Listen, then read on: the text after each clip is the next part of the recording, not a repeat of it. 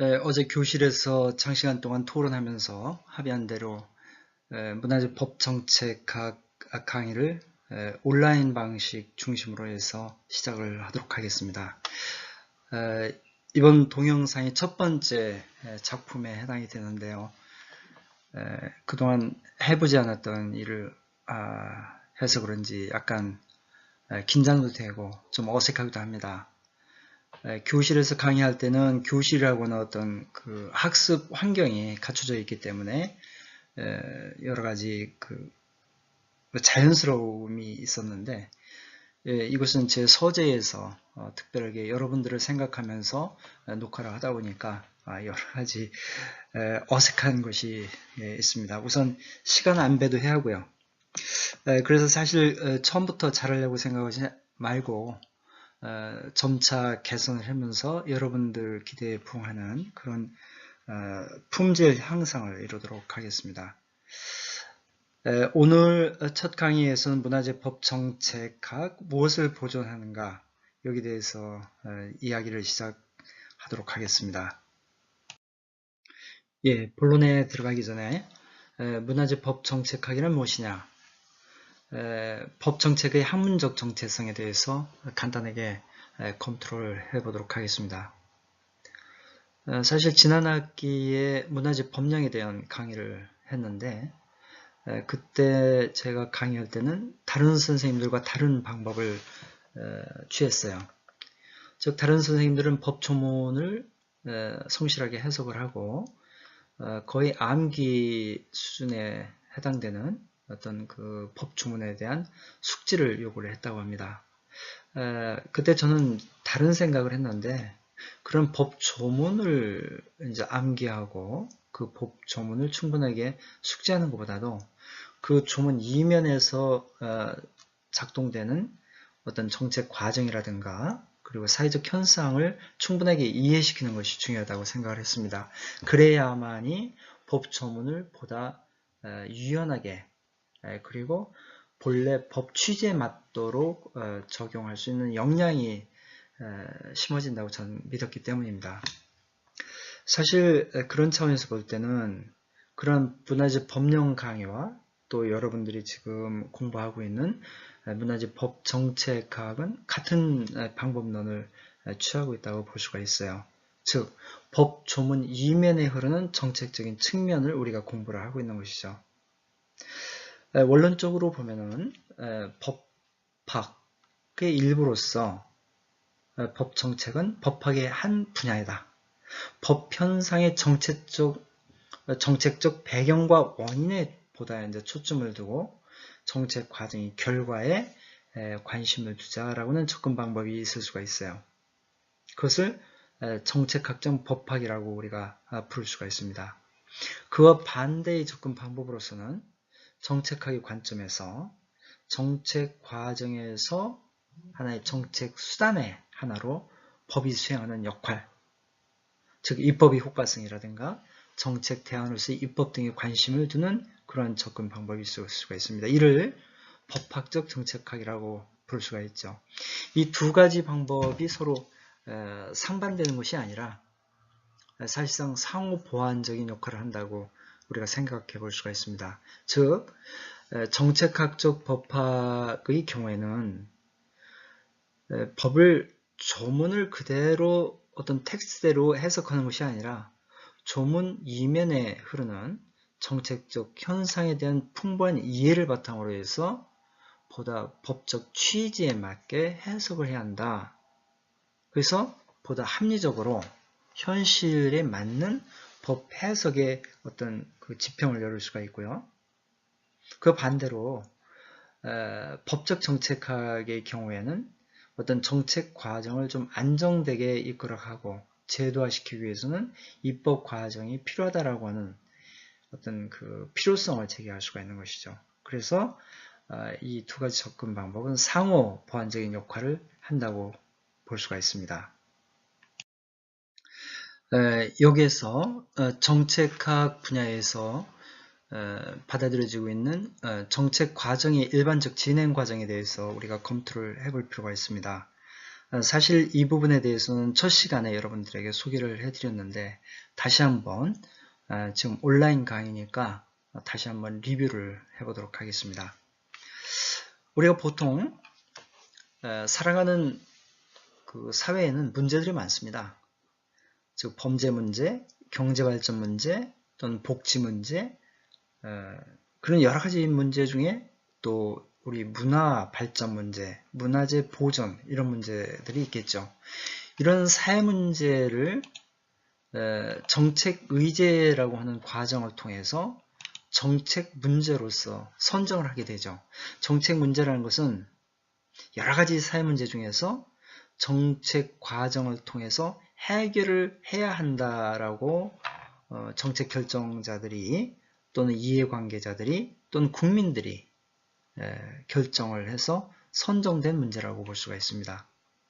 이 정책 문제는 정책 결정 과정을 통해서 정책으로 만들어지는데 이 정책 결정 과정에서 어떤 하나의 정책 대안만 가지고 검토하는 것이 아니라 여러 가지 정책 대안을 가지고 장단점을 분석하게 돼 있어요.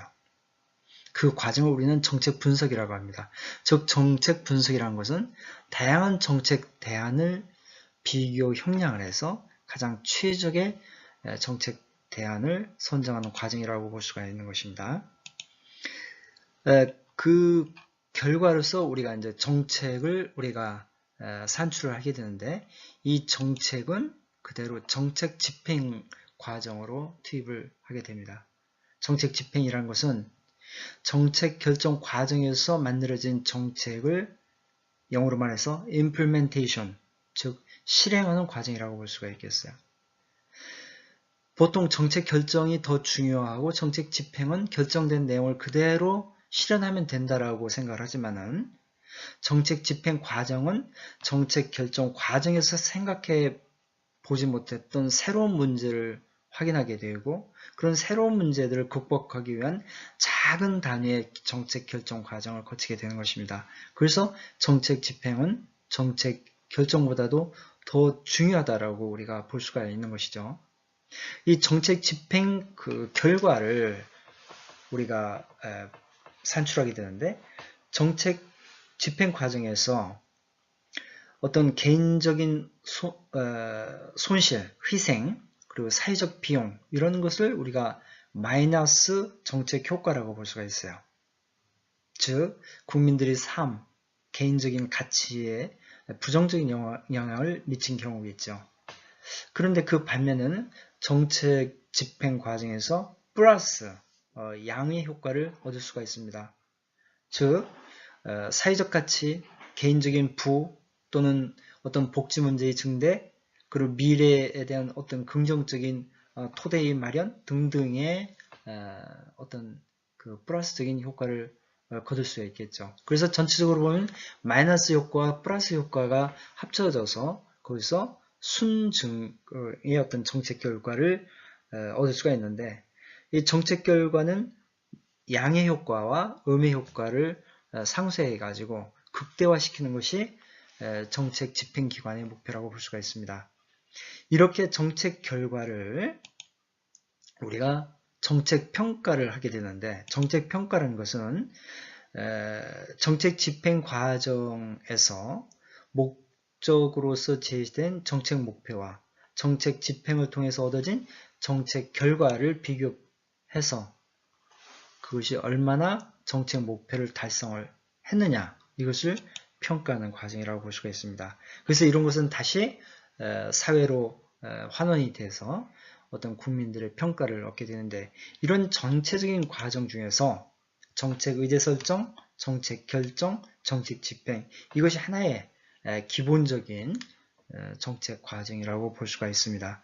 그래서 보통 정책학을 공부할 때는 정책 의제 설정, 정책 결정, 정책 집행 그리고 플러스 정책 분석론, 정책 평가론까지 우리가 공부를 하게 됩니다. 지금부터 우리는 정책 문제로서 문화재 보호를 봐야 합니다. 경제 성장 과정에서 문화재들이 사라지고 있습니다. 그리고 사회적 갈등, 전쟁, 그리고 여러 가지 가치관의 변화에 따라서 문화재 또는 문화적 우리의 전통적인 가치들이 소멸되고 있습니다. 누군가 이 문화재를 보존하지 않으면은 과거의 가치 체계를 우리가 이어받을 수가 없고 또 미래 세대에게 전해줄 수가 없습니다. 우리의 문화적인 생명력을 잃게 되는 것이죠. 그래서 누군가는 문화재를 보호해야 합니다. 문화재를 보호한다고 할 때 우리는 제일 먼저 무엇을 보존할 것이냐 이것을 결정을 해야 합니다. 그 다음으로 누가 보존할 것이냐, 국가만이 보존할 것이냐, 지방자치단체와 역할 분담할 것이냐, 또는 소유자와 또는 관리단체가 어떠한 보호 방식을 해야 하느냐, 어떤 책임을 져야 하느냐, 이런 것도 중요한 결정사항이고요. 어떻게 보호를 해야 하느냐, 건설공사 시에는 어떤 절차를 통해서 매장문화재들이 보호해야 하고, 그리고 무형문화재는 어떤 방식으로 보존해야 하냐, 이것은 우리 그 국가의 어떤 큰 문화정책의 부분으로서 결정돼야 할 사항입니다. 그리고 마지막으로 문화적 가치의 외부 효과, 왜 보호를 해야 하느냐. 문화재의 본질적인 어떤 가치 보존, 그것은 우리에게 주어진 의무이고 이것은 하나의 국가 기능으로서 이행이 되어야 합니다. 그런데 이러한 문화재 보존을 하는 과정에서 얻어질 수 있는 또 다른 외부적인 성과, 정치적인 효과, 사회적인 효과, 그리고 경제적인 가치, 이런 것들도 우리가 검토를 해야만이 문화재 보호에 대한 완전한 정책 과정을 우리가 이행한다고 볼 수가 있습니다. 이들 네 가지 이슈들, 즉 무엇을 보존할 것이냐, 누가 보존할 것이냐, 어떻게 보존할 것이냐, 왜 보존하는가, 이 네 가지 이슈 중에서 우리가 지금은 보존 대상에 대한 문제를 지금 검토를 하고 있습니다. 이 과정에서의 정책 문제는 현존하는 유형 또는 무형의 문화유산 가치를 어떻게 보존할 것이냐, 이것이 정책 문제입니다. 여기에는 두 가지 접근 방법이 있을 수 있습니다. 법학적인 측면에서 정책을 바라볼 때는 보존 대상에 대한 실정법적인 규정이 어떻게 되어 있느냐, 이것을 우리가 비교할 수가 있는 것이죠. 그래서 실질적인 대상 범위를 어떻게 설정하고 있고 또 그러한 법을 어떻게 해석하고 어떻게 규정하느냐, 이 측면을 우리가 바라봐야 합니다. 그리고 반대 측면에서는 어떤 정책학적인 측면에서 법을 바라볼 때, 즉 입법이라는 것은 정책 수단의 하나로 볼 수 있는데, 그런 차원에서는 실정법상에서 문화재, 문화유산, 무형문화재, 무형문화유산 등 용어를 우리가 서로 다르게 쓰고 있는데, 이러한 서로 다른 용어의 정책적 배경과 그런 여러 가지 사회적 과정에 대한 것을 추정하고 설명하는 것이 우리가 해야 할 학문적인 연구 방향이라고 볼 수가 있습니다.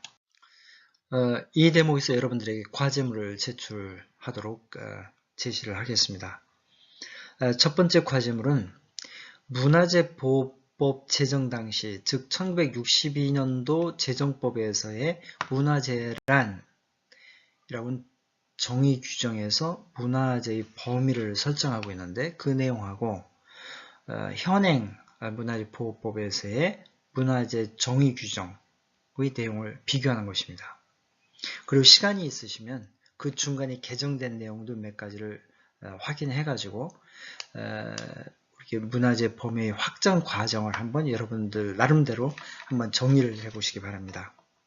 그리고 두 번째로는 유네스코 문화유산 분야의 협약을 쭉 들여다보면은 여기에서 문화재란 무엇이냐, 또는 보호 대상의 가치는 무엇이냐를 규정해 놓은 부분이 있는데, 이것을 다 하면 여러분들이 너무 많은 부담을 느끼시기 때문에 두 가지만 한번 비교가 아니라 한번 조사를 해보세요.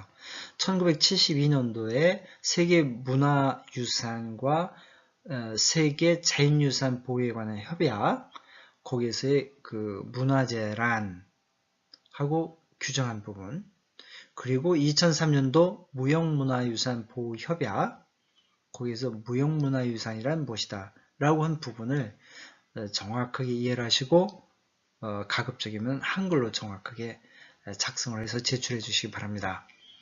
물론 이 이후에 그 텍스트를 간단하게나마 소개를 해주겠습니다.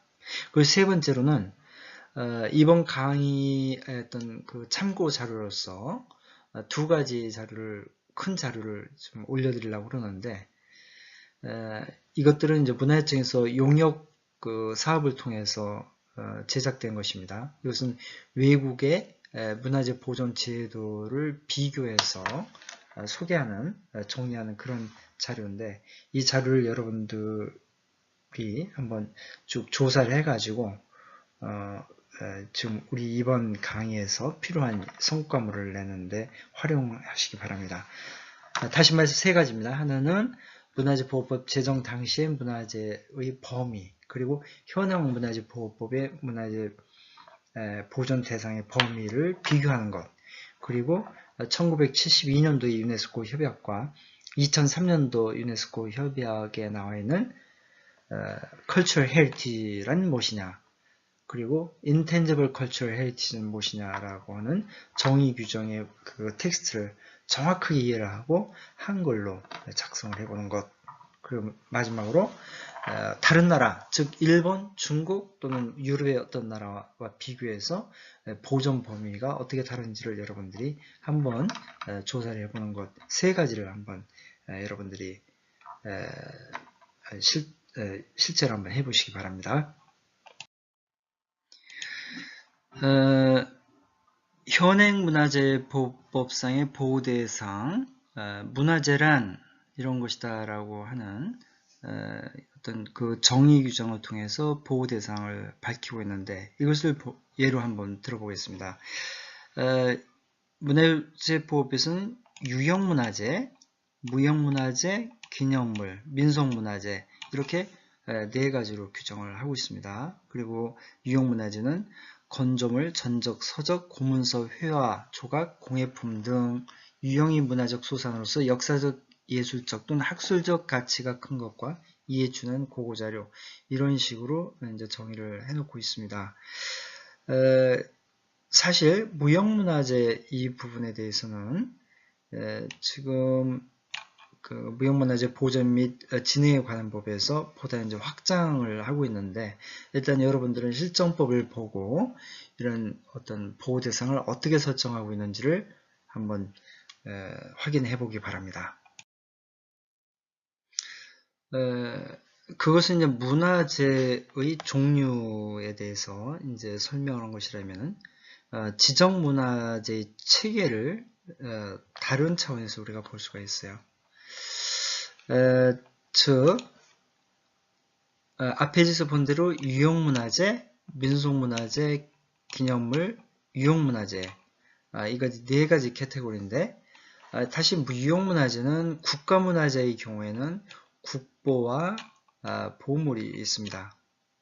지방은 지방 유형문화재가 있을 뿐이죠. 그리고 이제 민속문화재의 경우에도 국가지정문화재는 중요민속문화재라고 그러고 시도 지방자치단체에서는 지방민속문화재로서 불리게 됩니다. 그리고 이제 기념물의 경우에는 국가지정문화재의 경우에는 사적, 명승, 천연기념물이 있는데 지방에서는 지방기념물로서 지정을 하게 됩니다. 그리고 무형문화재의 경우에는 국가지정문화재는 중요무형문화재라고 불리고 그리고 시도 지정문화재는 지방무형문화재로 불리게 됩니다. 문화재청에서 문화재 보존 그 제도를 보다 발전시키기 위해서 다른 나라 문화재 보존 제도를 종합적으로 체계적으로 조사를 한 적이 있습니다. 그 자료를 여러분들에게 이제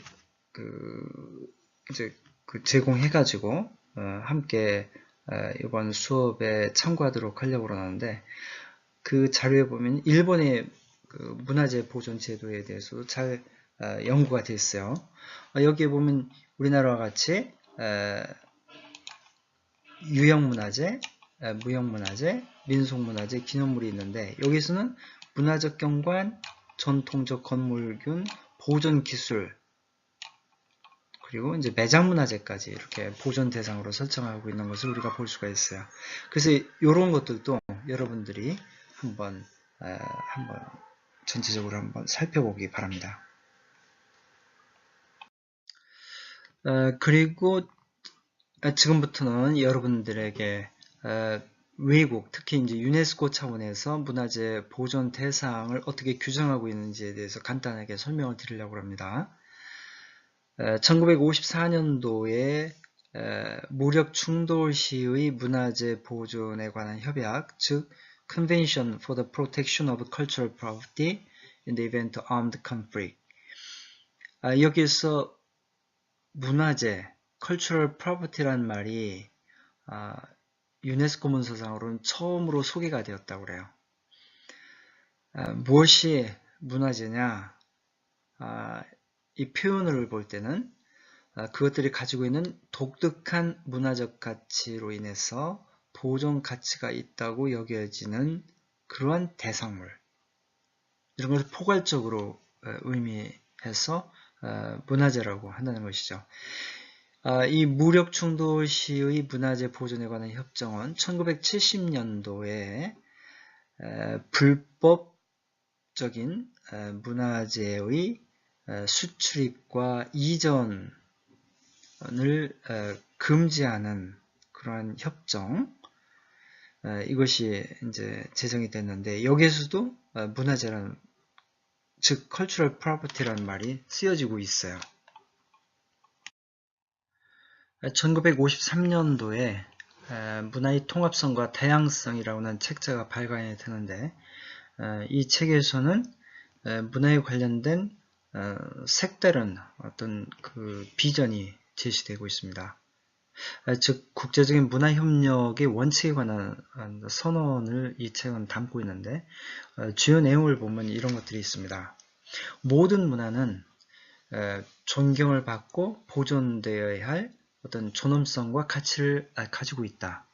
그래서 모든 사람들은 그들의 그 문화를 발전시킬 권리와 의무를 가지고 있다. 그리고 모든 문화는 모든 인류에게 속하는 공통의 유산의 일부를 형성을 하고 있으면서, 그리고 유네스코의 범위 내에서 어떤 그 문화유산 정책의 발전의 어떤 기초를 제공을 하고 있다라는 것입니다. 그래서 여기에서는 어떤 그 문화유산, 즉 헤리티지를 단순히 이제 법적인 어떤 차원뿐만 아니라 이것이 문화유산 분야에 있어서의 모든 조직들의 하나의 어떤 정책 목표가 되고 있는 것이죠. 1970년도에는 소위 베니스 회의, 즉 문화의 제도적, 행정적, 재정적 측면에 관한 어떤 국제적 정부 간 회의가 열립니다.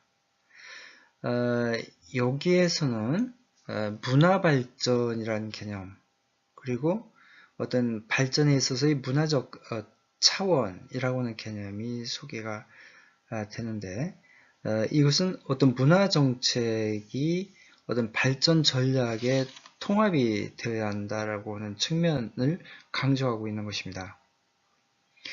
그리고 여기에서 어떤 그 각국 문화의 다양성, 그리고 그들 문화의 어떤 독특성, 그리고 원천성들이 사실은 인류 발전의 어떤 기초를 형성하는 아주 핵심적인 것이다.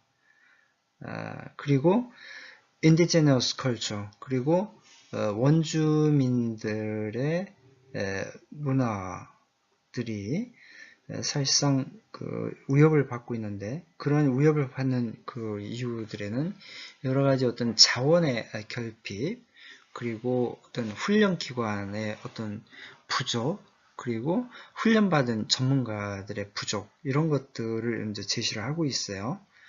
그리고 사실은 현실적으로 어떤 그런 어떤 원주민들의 문화유산을 보존할 수 있기 위한 어떤 노력이 전무하다, 이렇게 진단을 내리고 있습니다. 드디어 1972년도 협약에 대해서 간단히 한번 알아보겠습니다. 1972년도에 세계 문화 및 자연유산 보호에 관한 협약이 이제 체결이 됩니다. 이 협약에서는 Cultural Heritage, 즉 문화유산은 이렇게 구성이 된다라고 하는 어떤 조작적 정의를 제시를 하고 있는데, 여기에는 기념물, 그리고 건물 집합, 그리고 유적지 세 가지로 이제 제시를 하고 있습니다. 1972년도 협약, 즉 세계 문화 및 자연유산 보호에 관한 협약에서는 세계 문화유산 등재 기준에 대해서 구체적으로 제시를 했고, 자연유산에 관한 어떤 기준도 제시를 하고 있습니다.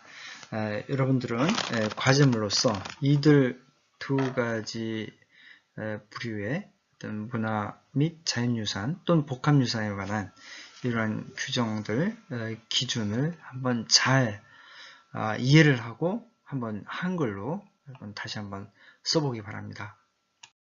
예, 자연유산에 관한 부분도 세계 자연유산 등재 기준에 아주 상세하게 나와 있기 때문에 이 내용을 잘 이해를 하고 한번 한글로 써보기 바랍니다.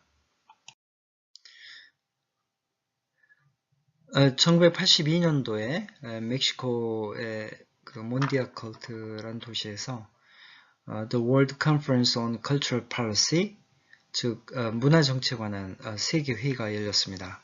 이 회의에서는 1972년도 협약이 가지고 있는 문제점을 지적하게 되는데, 그것은 무엇이냐면은 움직이지 않는 문화유산, 즉 부동산 문화 및 자연유산의 보호에 상당한 중요성을 부여하고 있기 때문에 다른 형태의 문화재의 중요성을 이제 경시하는 측면이 있고, 그리고 어떤 그 개발의 수단으로서의 문화적인 그 산출, 그런 가치를 우리 인정하지 않고 있다라고 보는 것이죠. 특히 1982년도의 문화정책 세계회의에서는 어떤 문화적 가치의 어떤 위계성을 이제 거부를 한 것입니다. 어떤 그 우등한 문화와 열등한 문화 간의 어떤 차별을 정당화할 근거가 아무것도 없다. 그리고 모든 문화들은 존경을 받아야 할 의무들을 이제 확인을 해주고 있는 것입니다. 그리고 여러분들이 면밀하게 음미를 해봐야 할 것이 2003년도에 무형문화유산 보호협약에 나와 있는 Intangible Cultural Heritage의 이제 컨셉에 대해서 여러분들이 깊이 음미를 좀 해보기 바랍니다. 여기에 보면은 Intangible Cultural Heritage, 무형문화유산이란 means, 무엇을 의미한다 그러면서 practice, 관습, representations, 재현, expression, 표현, knowledge, 지식, skills, 기술. 그것뿐만이 아니라 그것들과 함께 연관되어져 있는 instruments, 도구, object, 어떤 대상물, artifact, 인공물, 그리고 cultural spaces, 문화 공간들까지도 이제 그 무형문화유산으로 보는 것이죠. 그런데 그 중에서 공동체 또는 그룹, 그리고 일정한 경우에는 개인이 그들의 문화유산의 일부라고 인정된 부분, 그러니까 위에서 쭉 열거한 내용들과 그 열거한 내용 중에서 공동체와 그룹과 개인이 이것은 나의 문화유산이다라고 인정한 것들이 무형문화유산이라고 보는 것이죠. 그리고 그 밑에서는 이러한 무형문화유산은 this intangible cultural heritage transmitted from generation to generation 세대와 세대 간에 전승이 되고 그리고 constantly recreated by community and groups in response to their environment. 그들이 어떤 자연에 대한 반응으로서 공동체와 그룹에 의해서 끊임없이 재창조되고 있다. 전승될 뿐만 아니라 자연환경 변화에 대해서 반응하는 과정에서 재창조되고 있는 것도 무형문화유산으로 보고 있는 것이죠. 상당히 중요한 어떤 그 발상의 전환입니다.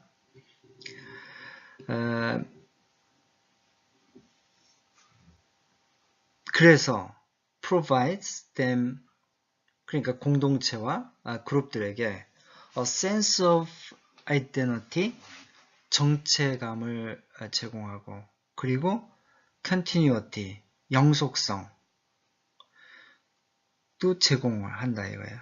그래서 promoting respect for cultural diversity and human creativity 이것이 무형문화유산 보호협약의 하나의 궁극적 목적을 여기서 얘기를 하고 있는데 하나는 문화적 다양성과 그리고 인류의 창조성에 대한 존경을 진흥을 시키는 것이 바로 무형문화유산이라고 보는 것이죠.